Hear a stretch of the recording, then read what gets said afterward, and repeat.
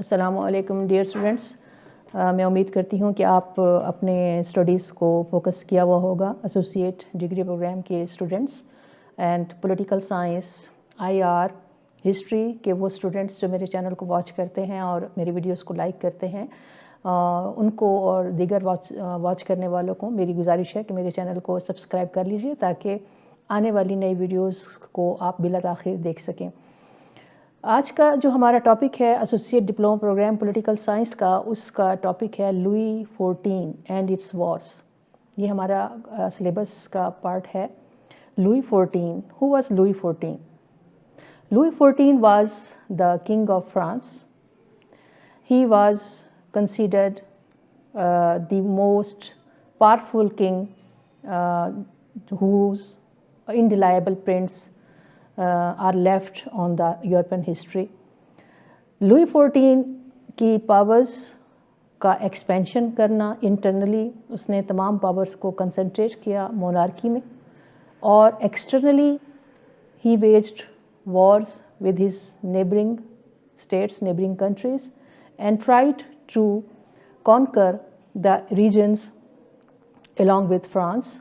So he tried to make France more powerful and dominant in European region. Louis XIV was a king who fought various wars and some smaller conflicts as well.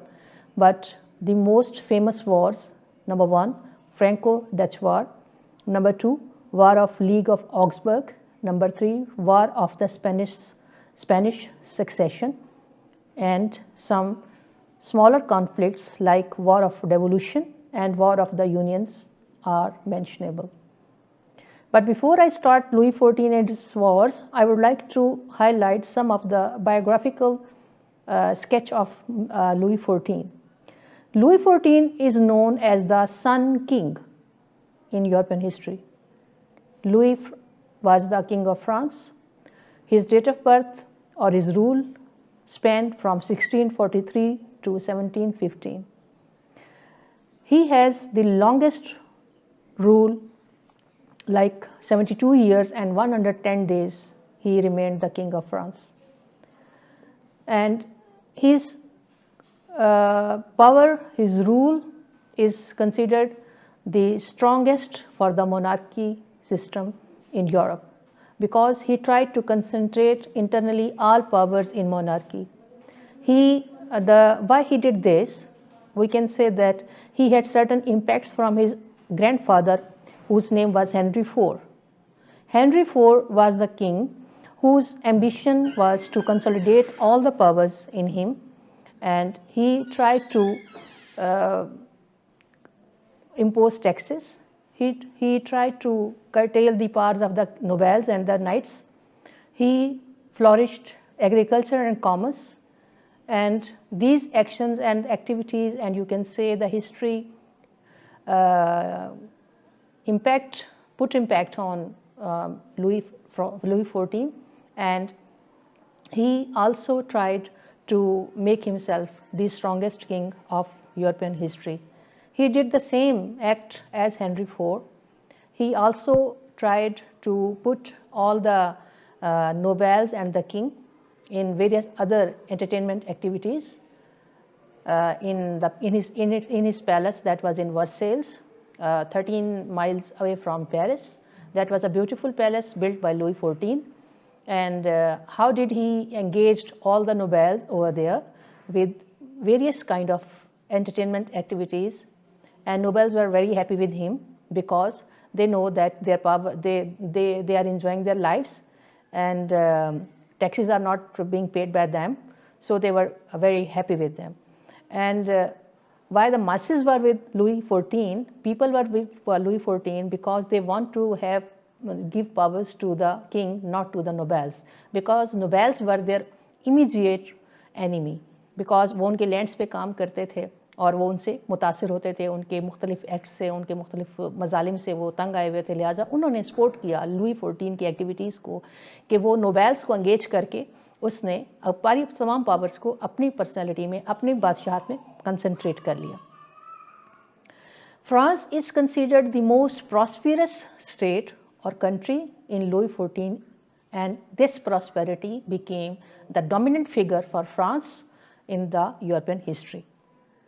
There are some few facts regarding Louis XIV. Number 1, Louis Versailles ने अपने महल में अपनी 77 सालगिरह से 4 दिन पहले 1 सितंबर 1715 में death को फेस किया.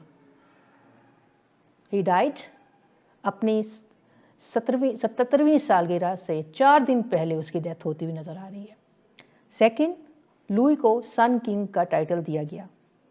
नंबर 3, लुई को 4 साल की उम्र में बादशाहत मिल गई, but he was so young to handle millions of French subjects, but how he ruled the country at this younger age. There was a person whose name was Mazarin, जो उसके godfather हुए. उन्होंने रूल किया 18 years तक, उसको groom किया as a king, और उसके तमाम गवर्नमेंट के मैटर्स को, लुई XIV के गवर्नमेंट के मैटर्स को मेजरीन ने चलाया. लुई को स्पेन के बादशाह फिलिप की बेटी से शादी करना पड़ी 1660 में, जिसके नतीजे में एक अमन मुआहदा, जो लुई का गॉडफादर जो मेजरीन था वो भी चाहता था कि ये अमन मुआहदा हो जाए, तो इस शादी के नतीजे में एक अमन मुआहदा जो है वो पॉसिबल हो गया. Number 5 is very interesting fact about Louis, that Louis के जो चिल्ड्रन हैं, बच्चे हैं, वो उसकी वाइफ से ज़्यादा उसकी मिस्ट्रेसेस ने पैदा किए. लुई ने वर्सेल्स का इंतहाई शानदार महल तामीर कराया पेरिस से 13 मील दूर, और ये महल बाद में फ्रांस की ताकत बना और यूरोप के पूरे खित्ते में जो है वर्सेल्स का पैलेस जो था वो वहाँ पे सियासत का मरकज़ बना रहा. नंबर 7, लुई खुद को खुदा का नुमाइंदा समझता था, क्योंकि लुई के वालिदैन को 20 साल बाद लुई XIV की पैदाइश हुई थी, इसलिए उन्होंने उसका नाम लुई ड्यूडन रखा, जिसका मतलब है गिफ्ट ऑफ गॉड. मजरीन जो गॉडफादर था लुई का, और वो लुई को ग्रूम कर रहा था, उसने भी उसके अंदर ये एहसास भर दिया था कि you are chosen by God, you are gifted bye God, you are not a common king, you are chosen by God. इस सोच के साथ, इस नोशन को जो मजरीन ने उसके अंदर भरा, लुई अपने हर हुक्म की तामील को फ़र्ज और कोताही को गुनाह समझने लगा, और उसने सूरज को अपने एम्बलम, अपने लोगों के तौर पर चुना, और उसने कहा कि whole France revolves around me like planets revolves around sun. कि पूरा फ्रांस जो है वो मेरे गिर्द ऐसे घूमता है जैसे सूरज के गिर्द सैयारे घूमते हैं. ये कुछ फैक्ट्स थे जो लुई XIV के लाइफ से रिलेट करते हैं. Than war of Louis XIV के पहले पॉइंट पे आ जाते हैं. पहली वॉर ऑफ डेवोल्यूशन, जिसको 1667 से 1668 ऑलमोस्ट 1 ईयर का टाइम है इस वॉर का. फ्रांस ने स्पेन, हॉलैंड के ज़्यादा इलाकों पर कब्जा कर लिया था. जंग का नाम डेवोल्यूशन इसलिए पड़ा कि लुई XIV ने कहा कि स्पेन की मारिया थेरेसा से शादी करने के बाद लॉ ऑफ डेवोल्यूशन के तहत स्पेन के ये इलाके अब उसके हैं. उसने स्पेन पर अपना हक जमाया लॉ ऑफ डेवोल्यूशन के तहत, कि स्पेन की मारिया थेरेसा से शादी के बाद नाउ लॉ ऑफ डेवोल्यूशन के तहत नाउ स्पेन के ये सारे इलाके जो हैं इट्स फ्रेंच टेरिटरीज, जो फ्रेंच पोजेशंस हैं. फ्रीकैन जंग के फ्रांस, इसमें पार्टीज़ कौन सी थी जो इस जंग में शामिल हुई हैं? उसमें एक तरफ फ्रांस था, लुई XIV, और दूसरी तरफ स्पेन. इस जंग में फ्रांस को कम रेजिस्टेंस का सामना करना पड़ा. लुई इस बात पर ज़्यादा मुसर था, इस बात पर ज़्यादा एम्फेसिस कर रहा था कि विरासत के हक़ के तहत स्पेन की बादशाहत पर भी उसका हक़ है. बिल आखिर ट्रीटी ऑफ एक्स-ला-चैपल 1668 में तय पाया, जिसके नतीजे में शहंशाह लियोपोल्ड जो थे स्पेन के, उन्होंने उस ट्रीटी से इत्तफाक कर लिया.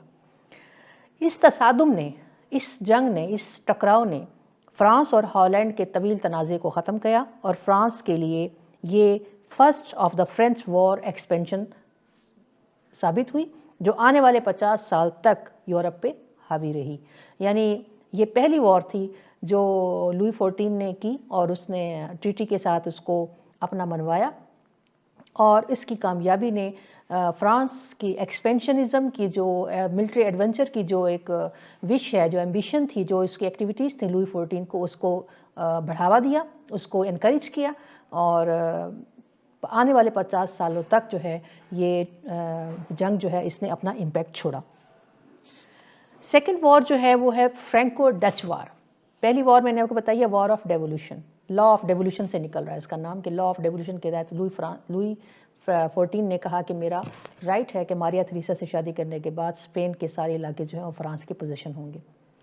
دوسری وار جو ہے فرینکو ڈچ وار ہے، that 1672 to 1678، that's a longest period I think, Franco Dutch war. یہ دوسری جنگ تھی جس میں فرانس نے ہالینڈ کے علاقوں پر قبضہ کرنے کی کوشش کی، جو کہ 1674 میں یورپ کی ایک بڑی جنگ ثابت ہوئی۔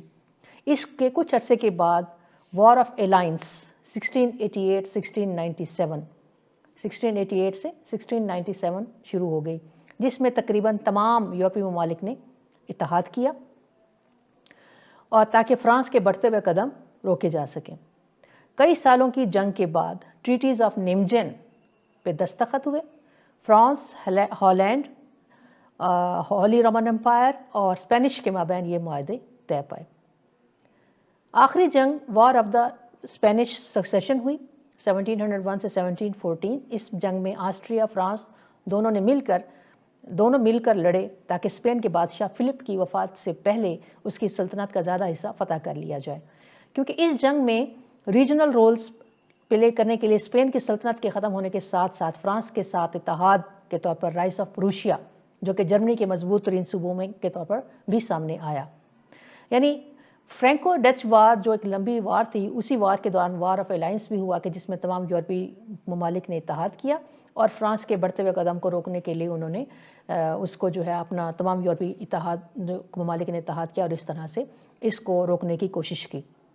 پھر war of legs of Augsburg ہے، جو کہ 1688 سے 1697 تک ہے۔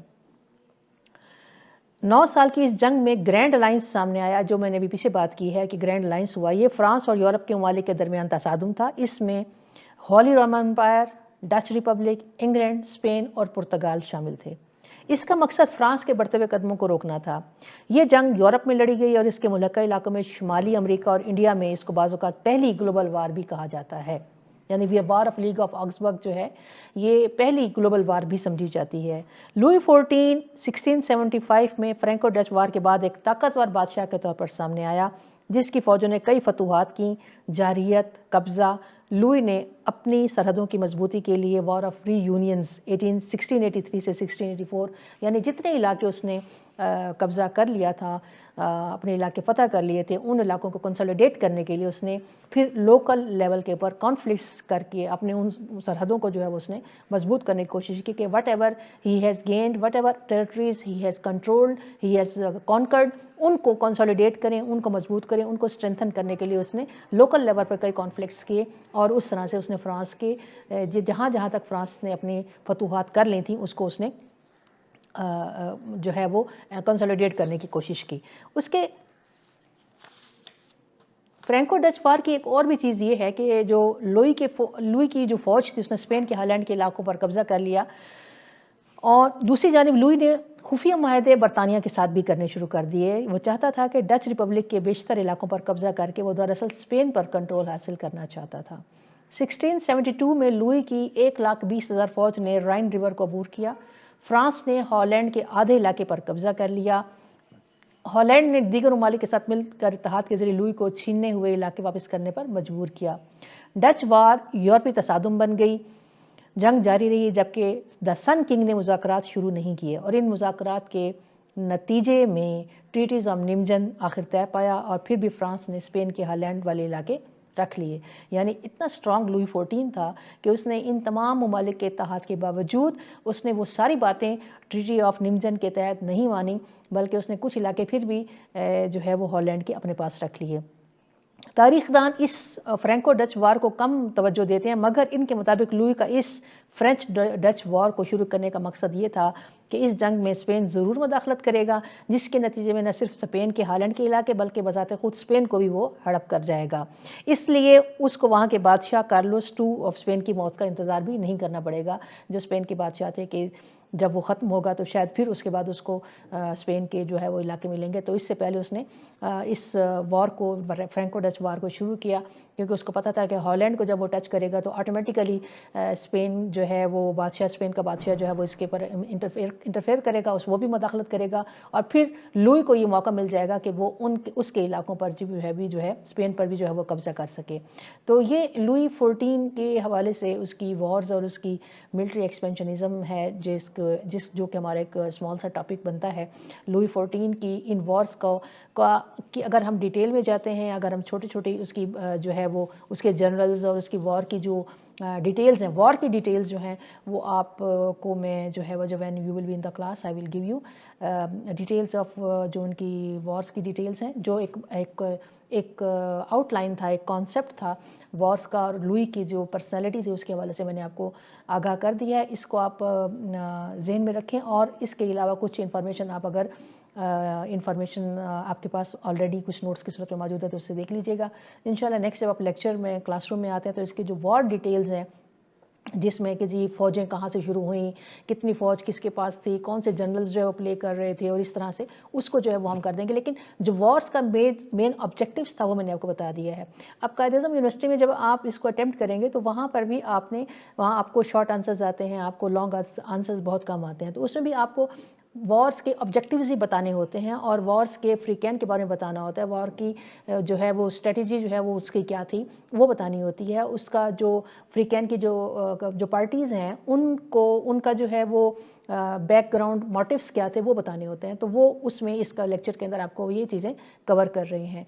امید ہے کہ آپ کو یہ انڈرسٹینڈ کر لیا ہوگا آپ نے، اور اس کو فردر جو ہے اگر کچھ نہیں ہوگا تو then when you will be in the class we will discuss it. Okay, thank you very much, اللہ حافظ۔